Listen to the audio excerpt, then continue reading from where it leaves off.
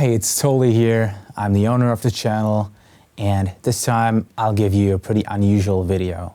In the next couple of minutes, I'm going to be talking about how I'm usually doing all these covers on this channel that you potentially already might have seen, and how I'm doing every single one of those on a regular basis. If you've already subscribed to this channel, you potentially might have seen some of these covers. If not, look through them because you might potentially find some covers that could be interesting for you. Each of these covers took me approximately 2 weeks to create, and in order to create a whole product, a whole cover in this short period of time, you need to follow a couple of steps. What you need to keep in mind is that these covers are not recorded in one piece. Every single instrument is recorded on its own, which means you're initially starting out with drums, then you proceed to bass, guitar, and finally, I like to record vocals. After recording these songs, you need to edit them and to mix and master them. And this belongs to the whole process of the audio group. The video part is yet another story. In the end, when the song is done, I usually end up doing a video for it where I'm simply performing every single instrument and the vocals. Then I'm cutting everything together and the cover is done. The main advantage of covers is that you don't have to write a song initially. Also, the songs are usually known by listeners and there's people searching for all these kinds of songs. One of the main problems is if you're searching for scores or tabs for a certain instrument, for a certain cover, you might end up without getting any tab or with having to learn and play the song by ear. In the next couple of minutes, I'm going to show you how I'm usually going to all these processes in order to get my scores and get my notes and finally doing my cover.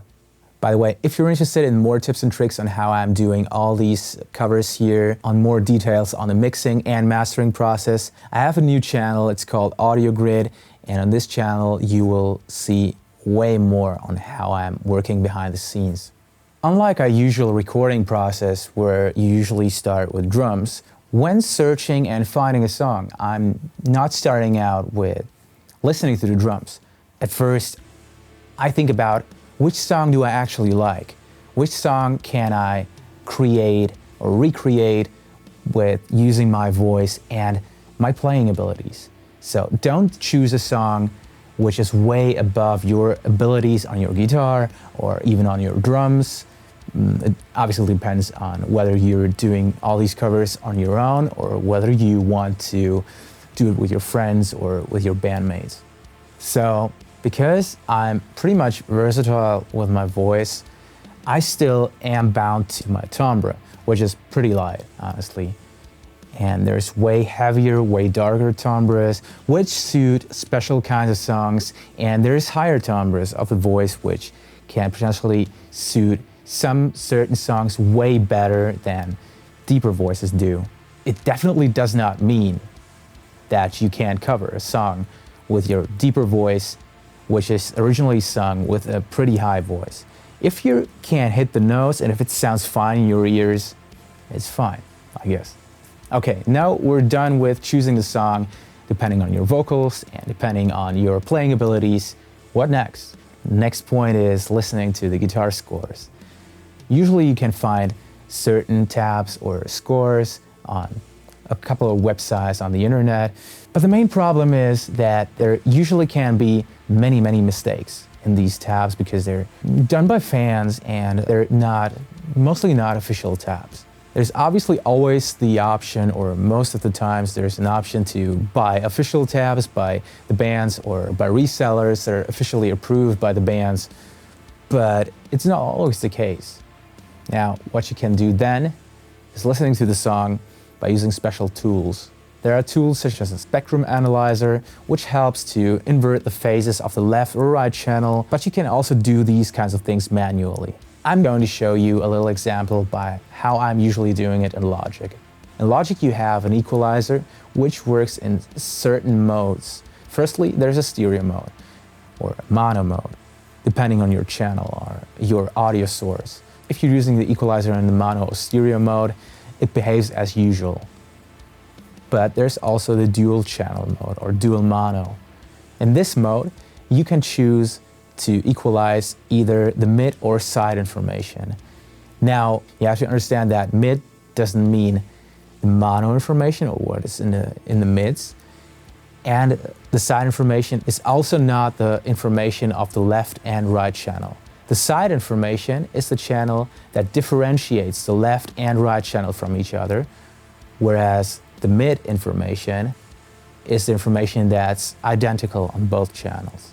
Now you need to know that in modern mixes, lead guitars are usually panned, and rhythm guitars also are panned, but you're mostly searching for lead guitar notes, single notes, rather than fat power chords that you can listen to more easily in direct comparison to lead guitars.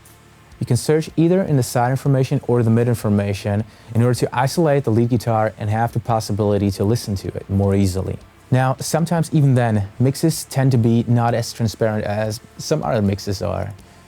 You also have the possibility to use the gain plugin in Logic. With this plugin, you can swap the phase of either the left or right channel or both channels, but we need to swap either the left or right channel in order to create interesting phase shifts. Combined with our equalizer trick, this can help us to isolate the lead guitar, rhythm guitar, or even the side vocals even more easily. I totally forgot that this trick also works on side vocals or backing vocals. Now, after all of that, you can move on to recording your drums because there's not such a difficulty to listen to them and thus to record them. And after that, I'm moving over to the bass or even the guitar, which we have the scores for now. And finally, I'm doing the vocals.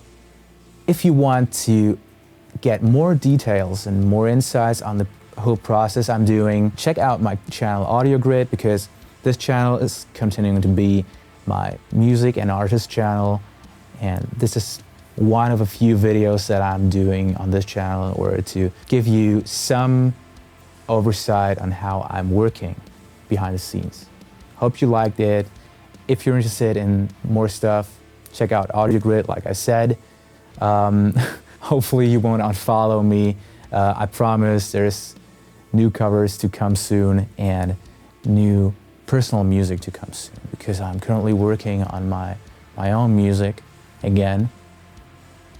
And that's it. Hope you had fun.